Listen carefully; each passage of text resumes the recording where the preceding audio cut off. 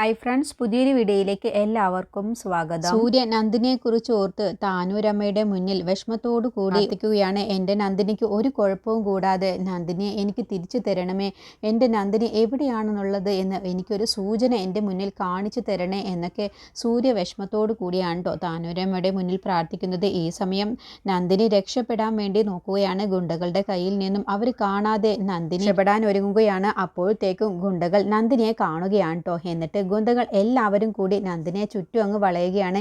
എന്താ നന്ദിനി, നീ രക്ഷപ്പെടാൻ ഒരുങ്ങുകയാണോ? ഞങ്ങളുടെ കണ്ണ് വെട്ടിച്ച് നിനക്ക് ഇവിടെ നിന്നും രക്ഷപ്പെടാൻ കഴിയുമെന്ന് നിനക്ക് തോന്നുന്നുണ്ടോ? നീ ഇപ്പോൾ രക്ഷപ്പെടാനൊന്നും ഒരുങ്ങിയിട്ട് ഒരു കാര്യവുമില്ല. ഞങ്ങൾ ചില കാര്യങ്ങളൊക്കെ പ്ലാൻ ചെയ്തിട്ടുണ്ട്, അതുപോലെ നടക്കും. അത് കഴിഞ്ഞ് നിനക്ക് രക്ഷപ്പെടാം. ഇപ്പോൾ തൽക്കാലം ഞങ്ങൾ പറയുന്നത് അനുസരിക്ക് എന്ന് പറഞ്ഞ് നന്ദിനിയെ വീണ്ടും അവിടെ കൊണ്ടുപോയി ഇരുത്തുകയാണ് കേട്ടോ. ഈ സമയം സൂര്യ വീണ്ടും ഇങ്ങനെ പ്രാർത്ഥിക്കുകയാണ്. എൻ്റെ നന്ദിനി എവിടെയാണെങ്കിലും എനിക്കൊരു ചെറിയ സൂചനയെങ്കിലും എനിക്ക് കിട്ടിയാൽ എവിടെയാണെങ്കിലും ഞാൻ എൻ്റെ നന്ദിനിയെ രക്ഷപ്പെടുത്തി കൊണ്ടുവരും എന്നൊക്കെ പ്രാർത്ഥിക്കുമ്പോൾ പെട്ടെന്ന് നന്ദിനി സൂര്യയുടെ മുന്നിൽ വന്ന് നിൽക്കുന്നതായിട്ട് അങ്ങ് തോന്നുകയാണ് കേട്ടോ. എന്നിട്ട് നന്ദിനി, ഞാൻ ഇപ്പോൾ താനൂരമ്മയോട് പ്രാർത്ഥിച്ചതേ ഉള്ളൂ, നീ എവിടെയായിരുന്നു, നിനക്ക് എന്താ സംഭവിച്ചത് എന്നൊക്കെ ചോദിക്കാട്ടോ. അപ്പോൾ നന്ദിനി പറയണത്, സൂര്യ സാർ, ഞാൻ എവിടേക്കും പോവില്ല, സൂര്യ സാറിനെ വിട്ട് ഞാൻ എവിടേക്കും പോവില്ല, ഞാൻ എപ്പോഴും സൂര്യ സാറിനോടൊപ്പം തന്നെ ഉണ്ടാവും. അങ്ങനെ നന്ദിനി വന്ന സന്തോഷത്തിൽ സൂര്യ നന്ദിനിയുടെ ദേഹത്ത് രണ്ട് കൈകളോണ്ട് തൊടാൻ വേണ്ടി ശ്രമിക്കുമ്പോൾ പെട്ടെന്ന് നന്ദിനി അങ്ങ് മാഞ്ഞു പോവാണ്. അപ്പോൾ സൂര്യ പെട്ടെന്ന് അങ്ങ് ഞെട്ടിപ്പോവാണ്. നന്ദിനി, നീ എവിടെ, നിനക്ക് എന്താ സംഭവിച്ചത്? നന്ദിനി, നീയല്ലേ ഇപ്പോൾ എൻ്റെ കൺമുന്നിൽ വന്നത്, എന്നിട്ടിപ്പോൾ നന്ദിനി നീ എവിടേക്കാണ് പോയത് എന്നൊക്കെ സൂര്യ ഇങ്ങനെ വെപ്രാളം പിടിച്ചുകൊണ്ട് ചോദിക്കുകയാണ്. സമയം പത്മ എല്ലാവർക്കും വിളിച്ച് നാളത്തെ ആഘോഷത്തെക്കുറിച്ച് വിളിച്ച് പറയുകയാണ്. എല്ലാവരും ചടങ്ങിലേക്ക് കൃത്യസമയത്ത് തന്നെ എത്തണം, നാളെ ഞങ്ങളുടെ 30ാം വിവാഹ വാർഷികമാണ് എന്നൊക്കെ സന്തോഷത്തോടു കൂടി പത്മയുടെ ബന്ധുക്കൾക്കും ഫ്രണ്ട്സുകൾക്കും ഒക്കെ വിളിച്ച് പറയുകയാണ്. അപ്പോൾ അതിലെ ഒരാൾ ചോദിക്കുകയാണ്, യതീന്ദ്രൻ എവിടെ, എനിക്ക് യതീന്ദ്രനോട് സംസാരിക്കണം എന്ന് പറയട്ടെ. അപ്പോൾ പത്മ പറയണ, ഇവിടെയുണ്ട്, ഞാൻ കൊടുക്കാം എന്ന് പറഞ്ഞ് യതീന്ദ്രന് ഫോൺ കൊടുക്കുകയാണ്. പക്ഷേ യതീന്ദ്രൻ ഫോൺ വാങ്ങിക്കുന്നില്ല. യതീന്ദ്രൻ്റെ മനസ്സ് മുഴുവനും നന്ദിനി എവിടെയാണ്, നന്ദിനിക്ക് എന്താ സംഭവിച്ചത് എന്നുള്ള ടെൻഷനോട് കൂടിയാണ് കേട്ടോ യതീന്ദ്രൻ ഇരിക്കുന്നത്. അങ്ങനെ പെട്ടെന്ന് പത്മ പറയാണ്, അത് ഇദ്ദേഹം എന്തോ ഒരു തിരക്കിലാണ്, ഞാൻ വിവരം പറഞ്ഞോളാം, നിങ്ങളെന്തായാലും നാളെ നേരത്തെ തന്നെ ഈ ചടങ്ങിൽ പങ്കെടുക്കാൻ എത്തണം എന്ന് പറഞ്ഞ് ഫോൺ വെക്കുകയാണ് കേട്ടോ. എന്നിട്ട് പത്മ ദേഷ്യത്തിൽ ചോദിക്കുകയാണ്, അല്ല നിങ്ങൾ എന്താ ഫോൺ വാങ്ങിക്കാതിരുന്നത്, അവർ നിങ്ങളെ അഭിനന്ദിക്കാനല്ലേ വിളിച്ചത്, എന്നിട്ട് അവരോട് ഒരു മൈൻഡ് പോലും ചെയ്യാതെ നിങ്ങൾ എന്താ ആലോചിച്ചിരിക്കുകയാണ്? നീ എന്താ പത്മ ഒന്നും അറിയാത്തതുപോലെ, ഇന്നലെ വരെ വീട്ടിലുണ്ടായിരുന്ന നന്ദിനിയാണ് കാണാതായിരിക്കുന്നത്, ഇന്ന് രാവിലെ വരെ നമ്മളോടൊപ്പം ഉണ്ടായതാണ്, എന്നിട്ട് നീ എന്താ ടെൻഷനും ഇല്ലാതെ ഇരിക്കുന്നത്? ഒന്നല്ലെങ്കിൽ ഈ വീട്ടിലെ മരുമകളല്ലേ, സൂര്യയുടെ ഭാര്യയല്ലേ, നീ എന്താ അതുപോലും ചിന്തിക്കാത്തത്? ഞാനെന്തിനാണ് അവളെക്കുറിച്ച് ചിന്തിക്കണം? അവൾ എന്നെ സംബന്ധിച്ച് ഈ വീട്ടിലെ വെറും വേലക്കാരി മാത്രമാണ്. ഞാൻ അവളെ ഈ വീട്ടിലെ ഒരംഗമായിട്ടൊന്നും ഇതുവരെയും കണ്ടിട്ടില്ല, ഇനി കാണാനും പോകുന്നില്ല. പിന്നെ എന്തിനാണ് ഞാൻ വെറുതെ ടെൻഷൻ ആകുന്നത്? അത് കേട്ടപ്പോൾ യതീന്ദ്രൻ പറയണേ, എങ്കിൽ എനിക്കൊരു കാര്യം മാത്രമാണ് നിന്നോട് പറയാനുള്ളത്. സൂര്യ പറഞ്ഞതുപോലെ ഫംഗ്ഷൻ ഭംഗിയായി നടക്കണമെന്നുണ്ടെങ്കിൽ ഈ വീട്ടിലെ എല്ലാവരും ഇവിടെ ഉണ്ടാവണം, നന്ദിനി അടക്കം എല്ലാവരും ഉണ്ടാവണം, എങ്കിൽ മാത്രമാണ് ഈ ഫംഗ്ഷനിൽ ഞാനും പങ്കെടുക്കൂ എന്ന് പറയട്ടോ. അതോടുകൂടി വിജയൻ പറയണേ, എന്താ അങ്കിൾ ഈ പറയുന്നത്? നന്ദിനി അതിനെ കാണാനില്ലല്ലോ, നന്ദിനി എവിടെയാന്ന് വെച്ചാ നമ്മൾ നന്ദിനിയെ കൊണ്ടുവരിക? ഇന്ദ്രജ പറയണ, അച്ഛൻ എന്താ ഈ പറയുന്നത്? നന്ദിനിയെ കാണാനില്ല എന്നല്ലേ എല്ലാവർക്കും അറിയൂ, അവൾ എവിടെയാ പോയത് എന്ന് പോലും നമുക്ക് ആർക്കും അറിയില്ല.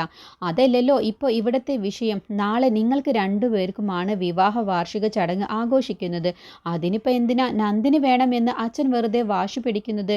അച്ഛൻ എന്താ ഇപ്പോൾ അമ്മയെക്കാളും വലുതാണോ ആ വേലക്കാരി നന്ദിനി? നിങ്ങൾ ആരൊക്കെ എന്തൊക്കെ പറഞ്ഞാലും ശരി, എൻ്റെ ഈ തീരുമാനത്തിൽ നിന്നും ഞാൻ പിന്മാറില്ല എന്ന് പറഞ്ഞപ്പോൾ പത്മ പറയണേ, എങ്കിൽ ഞാൻ പറയുന്നത് നിങ്ങളൊന്ന് അനുസരിക്കണം. നിങ്ങളിപ്പോൾ നന്ദിനി വന്നാൽ മാത്രമാണ് ഇല്ലെങ്കിൽ പങ്കെടുക്കൂ എന്നല്ലേ നിങ്ങൾ പറഞ്ഞത്? ഞാൻ പറയുന്നത് നിങ്ങൾ ഏതായാലും അനുസരിക്കുന്നില്ല. അപ്പോൾ പിന്നെ ഈശ്വരൻ്റെ തീരുമാനം പോലെ അങ്ങ് ആയിക്കോട്ടെ.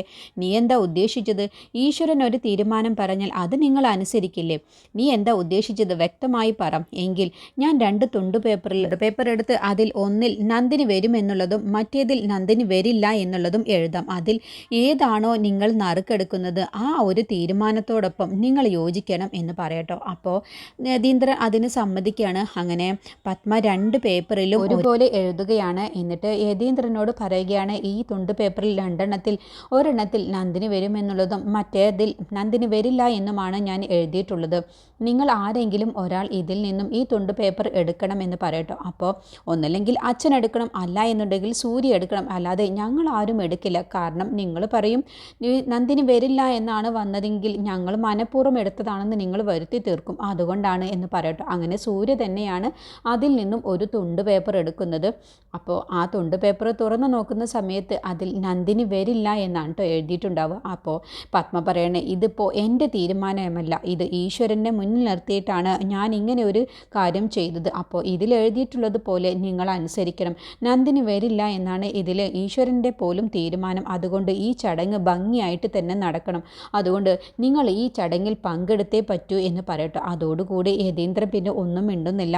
അപ്പോൾ സൂര്യ ഒരക്ഷരം പോലും മിണ്ടാതെ അവിടെ നിന്ന് അങ്ങ് ഇറങ്ങി പോവുകയാണ് കേട്ടോ. അങ്ങനെ ഇന്ദ്രജയും വിജയനും ഒക്കെ പോയി കഴിഞ്ഞ ശേഷം, പത്മയൊക്കെ പോയി കഴിഞ്ഞ ശേഷം യതീന്ദ്രൻ പ്രാർത്ഥിക്കുകയാണ്, എന്താ ഈശ്വര ഇങ്ങനെ ഒരു തീരുമാനം വന്നത്? നന്ദിനി എവിടെയാണെങ്കിലും നന്ദിനിയെ ഞങ്ങളുടെ കൺമുന്നിൽ കാണിച്ചു തരണം, അവൾക്ക് ഒരടവും കൂടാതെ ഞങ്ങളുടെ മുന്നിൽ എത്തിച്ചു തരണം എന്നൊക്കെ വിഷമത്തോടു കൂടി യതീന്ദ്രൻ പ്രാർത്ഥിക്കുകയാണ് കേട്ടോ. അപ്പോഴാണ് പെട്ടെന്ന് അവിടെ ഇരിക്കുന്ന ഒരു തുണ്ട് പേപ്പർ യതീന്ദ്രൻ കാണുന്നത്. അങ്ങനെ അതെടുത്ത് നോക്കുന്ന സമയത്തും അതിലും എഴുതിയിട്ടുണ്ടാവുക പത്മ നന്ദിനി വരില്ല എന്ന് തന്നെ ആയിരിക്കും കേട്ടോ. അതോടുകൂടി പത്മ ഉള്ളത്തരം കാണിച്ചതാണെന്നുള്ളത് യതീന്ദ്രന് മനസ്സിലാവുകയാണ്. എന്നിട്ട് ഇത് സൂര്യയോട് ഇപ്പം തന്നെ പറയണം, പത്മ മനഃപൂർവ്വം 2 തുണ്ട് പേപ്പറിലും നന്ദിനി വരില്ല എന്ന് എഴുതിയതാണ് എന്ന് യതീന്ദ്രൻ മനസ്സിലാക്കിയ ഉടനെ തന്നെ യതീന്ദ്രൻ സൂര്യയ്ക്ക് ഫോൺ വിളിക്കാൻ നിൽക്കുകയാണ്. സമയം നന്ദിനിയോട് ഗുണ്ടകൾ ഓരോ കാര്യങ്ങളായി പറയുകയാണ്, നിനക്ക് ഞങ്ങളൊരു വീഡിയോ കാണിച്ചു തരാം, ഈ വീഡിയോ ഒന്ന് കണ്ടു നോക്ക്, ഇതാണ് നിന്റെ ഹസ്ബൻഡിന് ഞങ്ങൾ അയച്ചു കൊടുക്കാൻ പോകുന്നത് എന്ന് പറഞ്ഞ് നന്ദിനിക്ക് ഒരു പാവയുടെ ദേഹത്ത് നിറയെ പടക്കം ചുറ്റിക്കെട്ടി അത്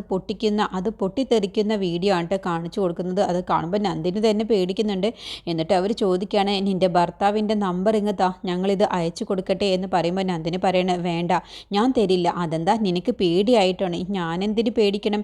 എൻ്റെ ഭർത്താവ് എത്രയും പെട്ടെന്ന് കണ്ടുപിടിച്ച് ഇവിടെ നിന്നും എന്നെ രക്ഷപ്പെടുത്തി കൊണ്ടുപോകും. അപ്പോൾ ഗുണ്ടകളൊക്കെ അങ്ങ് പൊട്ടിച്ചിരിക്കുകയാണ്, നിൻ്റെ ഭർത്താവ് എന്താ സൂപ്പർമാനാണോ? നിന്നെ ഇവിടെ പറന്നു വന്ന് രക്ഷിച്ചുകൊണ്ട് പോവാൻ അതൊന്നും നടക്കില്ല, മര്യാദയ്ക്ക് നീ നമ്പർ പറയേ എന്ന് പറയട്ടോ. അങ്ങനെ നന്ദിനി സൂര്യയുടെ ഫോൺ നമ്പർ കൊടുക്കുകയാണ്.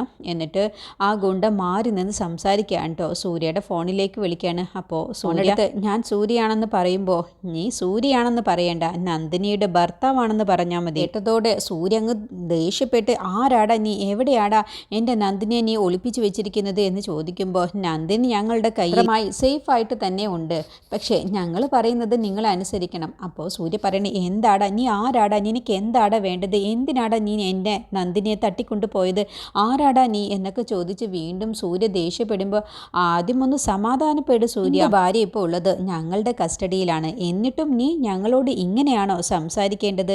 നീ ഞങ്ങളോട് നല്ല വിനയത്തിലല്ലേ സംസാരിക്കേണ്ടത്? അത് കേട്ടപ്പോൾ സൂര്യ പെട്ടെന്ന് അങ്ങ് കൂളാവുകയാണ് കേട്ടോ. നിനക്ക് എന്താണ് വേണ്ടത്? നീ എന്തിനാണ് എൻ്റെ നന്ദിനിയെ തട്ടിക്കൊണ്ടുപോയത്? അവളൊരു പാവമാണ്, നിനക്ക് എന്ത് വേണമെങ്കിലും ഞാൻ തരാം.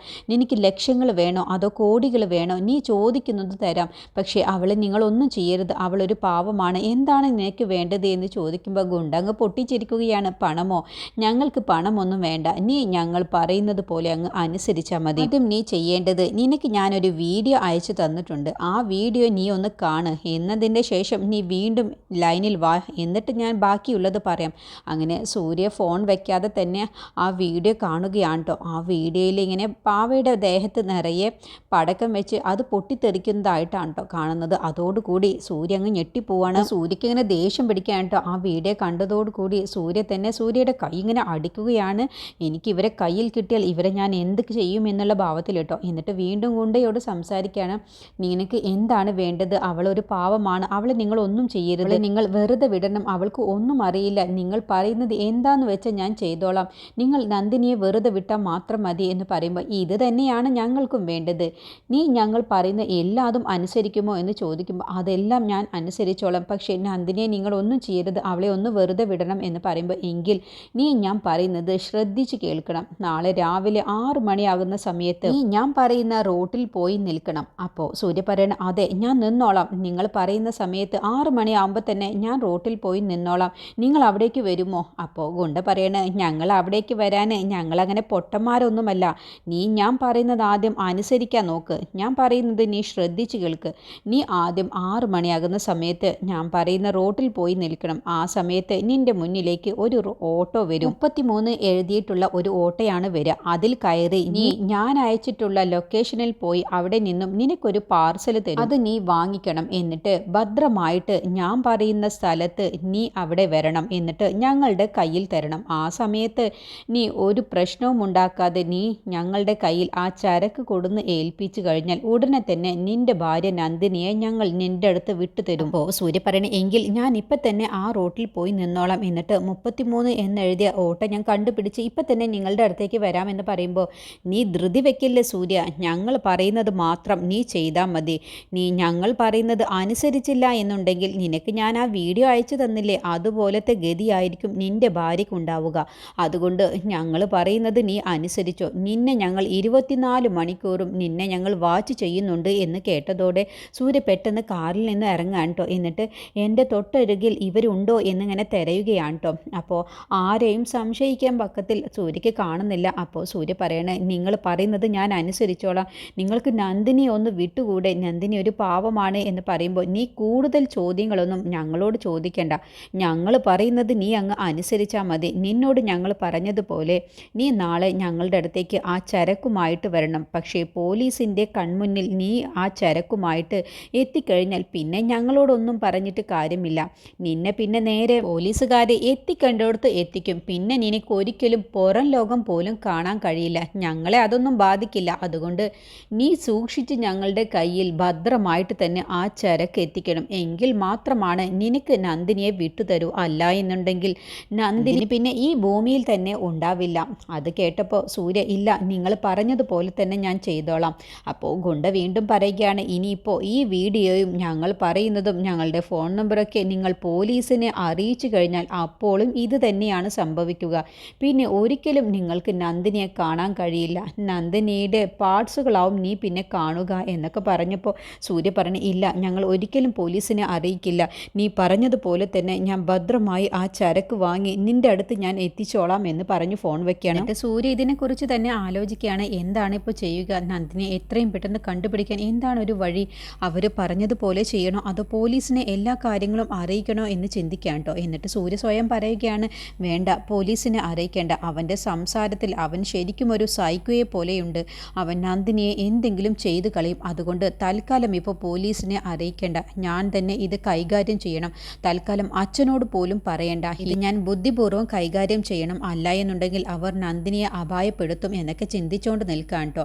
എന്നിട്ട് സൂര്യയുടെ ഫോണിലേക്ക് യതീന്ദ്രൻ വിളിക്കുകയാണ്. അപ്പോൾ എന്താ അച്ഛാ എന്ന് ചോദിക്കുമ്പോൾ, സൂര്യ, നീ എടുത്തില്ലേ ഒരു തുണ്ട് പേപ്പർ, അതിൽ നന്ദിനി വരില്ല എന്നല്ലേ എഴുതിയിട്ടുണ്ടായിരുന്നു. അതെ, മറ്റേ തുണ്ട് പേപ്പറിൽ എന്താ എഴുതിയത് എന്ന് നിനക്കറിയുമോ? അതും എനിക്കറിയാം അച്ഛാ. അതിലും നന്ദിനി വരില്ല എന്ന് തന്നെയായിരിക്കും അമ്മ എഴുതിയിട്ടുണ്ടാവുക. അത് കേട്ടപ്പോൾ യതീന്ദ്രൻ പെട്ടെന്ന് അങ്ങ് ഞെട്ടിപ്പോട്ടെ. എന്ത് സൂര്യ, നിനക്കെങ്ങനെ ഇത് മനസ്സിലായി? എനിക്കറിയാലോ അമ്മയുടെ യഥാർത്ഥ സ്വഭാവം എന്താണെന്നുള്ളത്. അമ്മ 2 തുണ്ട് പേപ്പറിലും നന്ദിനി വരില്ല എന്ന് തന്നെയാണ് എഴുതൂ എന്ന് എനിക്ക് നല്ലതുപോലെ അറിയാം. എന്നിട്ടാണ് ഞാൻ ആ തുണ്ട് പേപ്പർ എടുത്തത്. അതൊന്നും ഒരു കുഴപ്പവുമില്ല അച്ഛാ. ഞാനിപ്പോൾ നന്ദിനിയെക്കുറിച്ച് ഓർത്തിട്ടാണ് ഇവിടെ നിൽക്കുന്നത്. നന്ദിനിയെ എങ്ങനെയെങ്കിലും കണ്ടുപിടിക്കണം. അതാണ് ഞാനിപ്പോൾ ഇവിടെ തെരഞ്ഞു നടക്കുന്നത്. അപ്പോൾ യതീന്ദ്രൻ പറയണേ, നീ ഇപ്പോൾ എവിടെയാണെന്ന് ചോദിക്കുമ്പോൾ, അത് പിന്നെ അച്ഛാ, ഞാനൊരു കാര്യം പറയാം. നന്ദിനിയെ തട്ടിക്കൊണ്ടുപോയ ആ ഗുണ്ട എന്നെ വിളിച്ചിരുന്നോ എങ്കിൽ ഇപ്പം തന്നെ പോലീസിനെ വിവരം അറിയിക്കുക.